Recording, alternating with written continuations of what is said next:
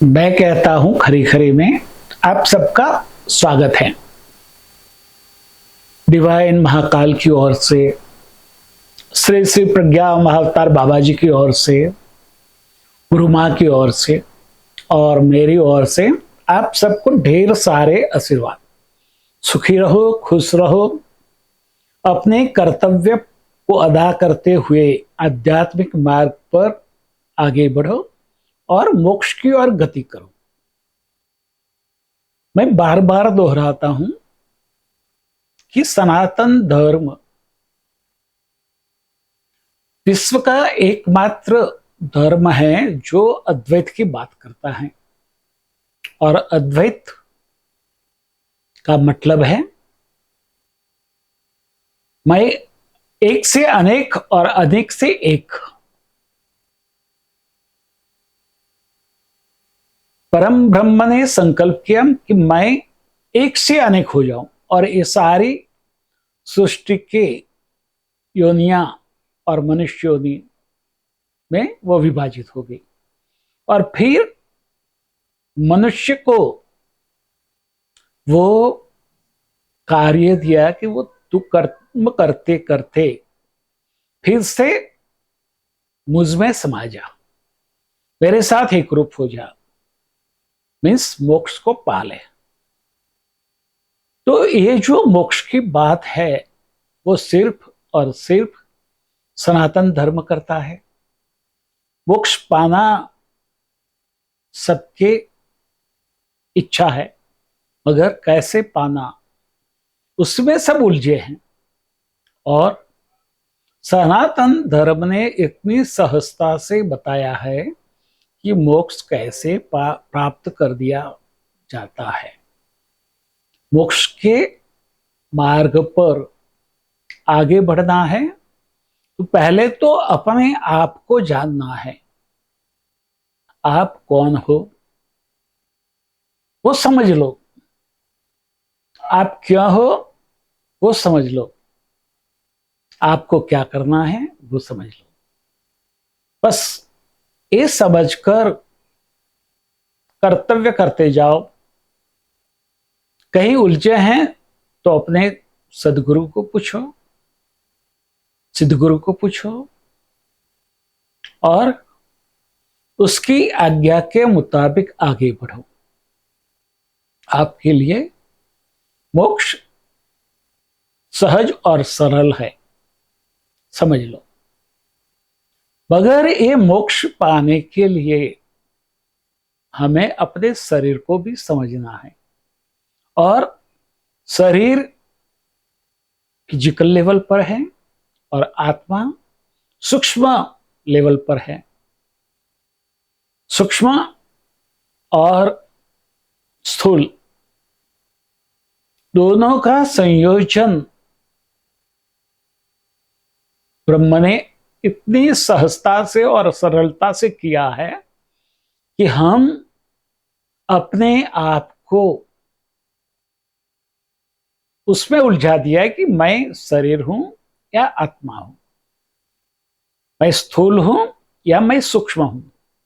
आप सूक्ष्म भी हो और सूक्ष्म के साथ स्थूल रूप में शरीर से हो। और आपकी जो आत्मा है वो अंतःकरण चतुष्टय के साथ जुड़ी है। आत्मा जाती है देह छोड़कर। कब जाती है? तो देह से जो कर्म करने होते हैं अच्छे बुरे वो सब खत्म हो जाते हैं, तब ये आत्मा शरीर छोड़ के जाती है। मगर आत्मा अकेली नहीं जाएगी।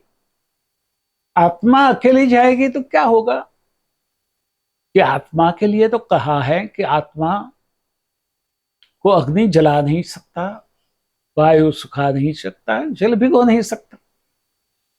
तो ये आत्मा को जो स्वर्ग और नरक की कल्पना है उसमें स्वर्ग में डालो या नरक में डालो, क्या फर्क पड़ता है?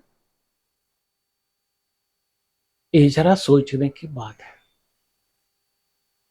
सोचना और अपने आप तय करना। मगर जब आप इस शरीर से जो ऋणानुबंध लेके आए हैं वो खत्म होते पर आप इस शरीर छोड़ देते हो, आपकी आत्मा आगे गति करती है और ये आत्मा के साथ अंतःकरण चतुष्टय जिसको कहते हैं, मन, बुद्धि, चित्त और अहंकार, वो उनके साथ जाते हैं। और जहां अपनी यात्रा आगे बढ़ानी है वहां जन्म लेने से पहले वो आत्मा वातावरण में सूक्ष्म रूप में अपने अंतःकरण चतुष्टय के साथ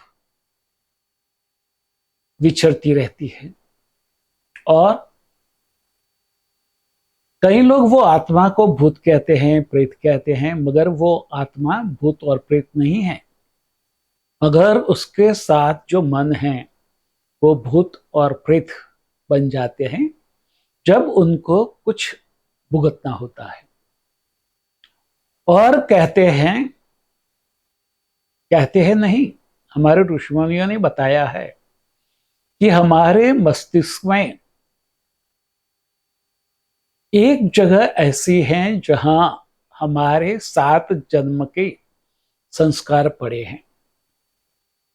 पूर्व के 7 जन्म के सारे अच्छे बुरे संस्कार उसके ऊपर है, उसमें स्टोर किए हुए हैं। जैसे ही हम एक शरीर छोड़ते हैं, दूसरा जन्म लेते हैं, तो 7वां डिलीट हो जाता है और एक और जन्म का उसमें ऐड हो जाता है। तो हमें 7 जन्म के कर्मों को भुगतना है। कब कौन सा कर्म पकेगा वो हमें पता नहीं है। कई लोग पास्ट लाइफ रिग्रेशन करते हैं, मगर पास्ट लाइफ को देखने का कोई मतलब नहीं है। मेरे सद्गुरु कहते हैं कि आप फ्यूचर लाइफ प्रोग्रेशन करो। आने वाले 7 जन्म को आप इसी जन्म में प्लानिंग कर सकते हैं और उसी के हिसाब से इस जन्म में काम करो। तो आने वाले 7 जन्म में आप कैसे आगे बढ़ोगे, जैसे आपने प्लानिंग किया है। ये बात थोड़ी सी हजम होनी मुश्किल है, मगर इतनी ही सही है और इतनी ही सरल और सहज है। उसको समझो, उसके हिसाब से अपने गुरु सिद्ध गुरु के मार्गदर्शन के मुताबिक आगे बढ़ो और आप अपने 7 जन्मों का प्लानिंग इसी जन्म में करके आगे बढ़ सकते हो। यदि आपको मोक्ष पाना है तो भी मोक्ष के लिए भी इसी जन्म में प्लानिंग कर सकते हो। कई लोग ऐसे होते हैं, मोक्ष पाके क्या करना है, बार बार मनुष्य योनि में आओ और महाकाल की जो इच्छा है, संकल्प है, उनको पूर्ण करने के लिए, उनके कामों में जोड़ने के लिए अपने आप को तैयार करो और वही मोक्ष आपके वो जन्मों में अनुभव कर सकते हैं। महाकाल के साथ जुड़ना, उनके कामों में उनके संकल्पों को सही करने के लिए जुट जाना, तो सबसे बड़ा कार्य है। और सब लोग प्लानिंग करते हैं, मुझे ये चाहिए, ये चाहिए, ये चाहिए, मैं सबसे बड़ा बिजनेसमैन बनूं, मैं सीईओ बनूं, मैं चेयरमैन बनूं, मैं सेक्रेटरी बनूं, मैं पीएम बनूं, मैं मिनिस्टर बनूं। अरे भाई, वो सबसे ऊपर तो महाकाल के गण होते हैं यदि आप महाकाल के गण बन जाते हो तो सारी दुनिया आपके चरणों में होती है, सारी दुनिया की सुख समृद्धि आपके पास होती है। तो छोटी छोटी बातों में उलझो मत कि मैं बड़ा इंडस्ट्रियलिस्ट बन जाऊं, मैं बड़ा राजकारणी बन जाऊं, मैं बड़ा गैंगस्टर बन जाऊं। अरे भूल जाओ भाई, गैंगस्टर बनना है तो महाकाल के गैंगस्टर बनो ना। ये भी समझने वाली बात है, समझने वाले को सिर्फ इशारा काफी है। समझो और इसी कार्य के लिए अपने आप को समर्पित कर दो।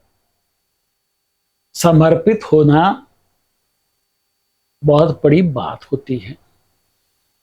अपने आप को अपने गुरु के कार्यों में जोड़ दो, पूरी तरह से सारे विचारों को बंद करके, सारे संकल्पों को छोड़ के गुरु कार्य को, महाकाल के आदेश को अपना संकल्प बना लो और आगे बढ़ो।